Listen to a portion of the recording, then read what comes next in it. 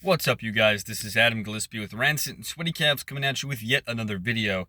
And this is going to be a car video. I'm not going to have any visuals or any articles to go over for this. I'm just going to be doing a very brief review of my thoughts regarding Miles Morales' second movie, Spider-Verse, Across the Spider-Verse. I want to get this out of the way.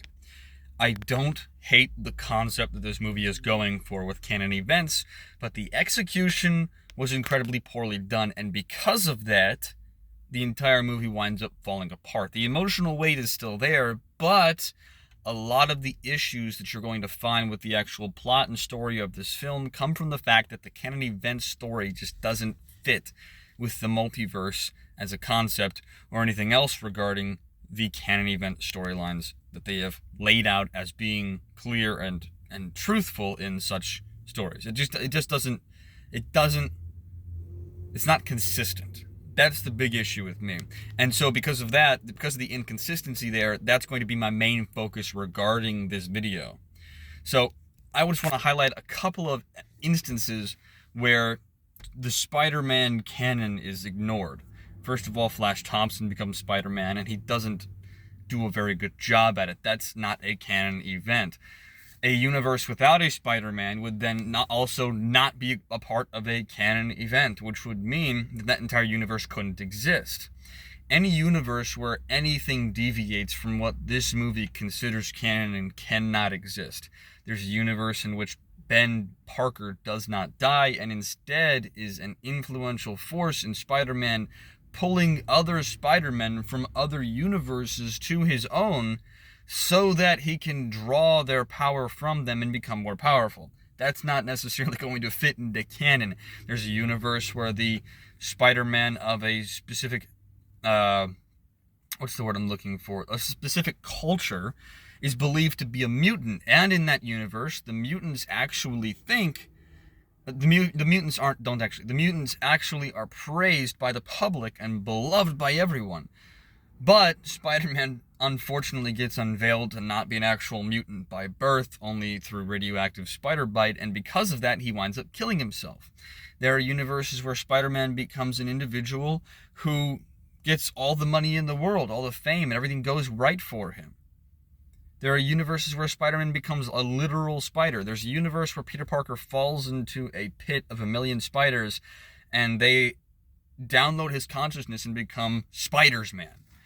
The Insomniac Spider-Man universe can't fit into the canon because there are two characters with similar spider powers in those games, in the Insomniac Spider-Man universe. There's so much in this movie where they say canon events, this, that, and the other, and it doesn't happen the way that it's supposed to in terms of what they lay out as a canon event. And because of that, there's just too much in this film that contradicts itself, that makes it inconsistent, that fails to deliver the story in a way that would actually tell the story well.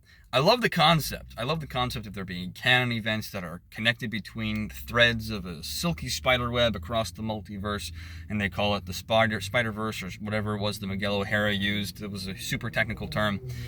But it just doesn't work because there's too many inconsistencies across dozens of other comics and storylines where they have alternate universe Spider-Men that have vastly different lives. And another issue I have with the movie is that they don't have a single Peter Parker in the film stick up for Miles. They don't have a single Peter Parker in the film act like the real Spider-Man would. They're all just chasing after Miles to force him to let his father die, which is an incredibly un-Spider-Man-like thing to do, just so the canon can be considered complete. You know, that's not how Spider-Man operates. Spider-Man operates in a way that he goes, I'm going to do everything I can to save as many people as possible. Sure, I'm not going to be able to save everybody, but that doesn't mean I'm going to stop trying. You get what I'm saying? So when they have the entire army of spider people going after Miles and trying to force him to stay in a universe so that his father can die.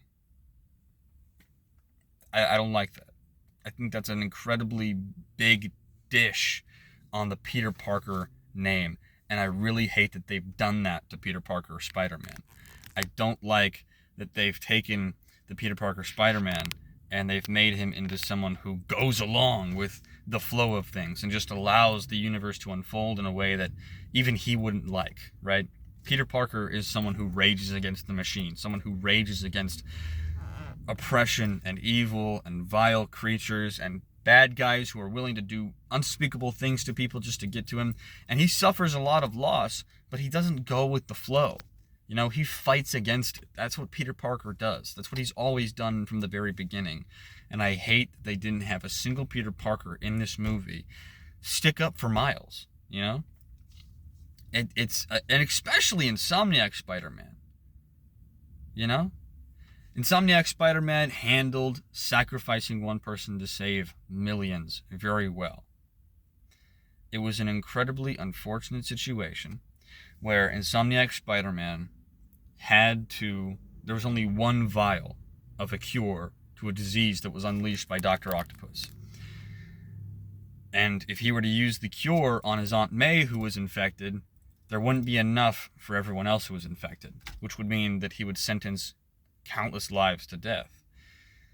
So he had to let his aunt die. And his aunt was willing to die. There's another difference.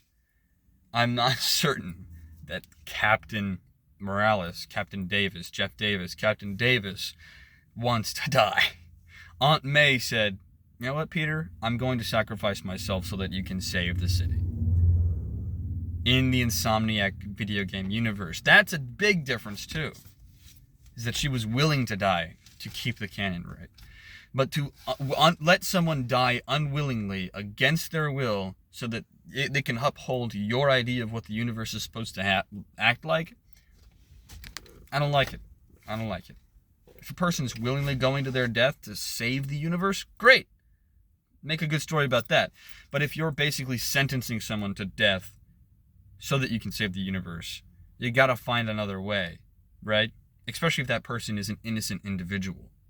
That's not good. That's not okay. I don't like that. So those are my main issues with the movie. Again, I love the concept, but I really think that the execution was just so poorly done. And to have every Peter Parker across the multiverse chasing after Miles, trying to force him to let his father die, I can't stand it. I don't like it. I really hope in the next movie they give us one Peter Parker who is competent, effective, and acts like actual Spider-Man. Those are my 3 wishes for the next Spider-Verse movie. That Miles Morales gets to see a competent, effective, and actually acting like a Spider-Man type of Spider-Man from Peter Parker in the next film. Anyways, that's going to do it for this video. If you guys enjoyed it, make sure to leave a like, comment down below your thoughts, share this video out there with your friends, subscribe, hit that bell notification icon so you don't miss a single video that I upload, and check me out on all my different socials. I leave links to those in the description below, and I also leave a link to my Rumble, so go check me out on Rumble as well. I hope you guys have a great day and a great rest of the week.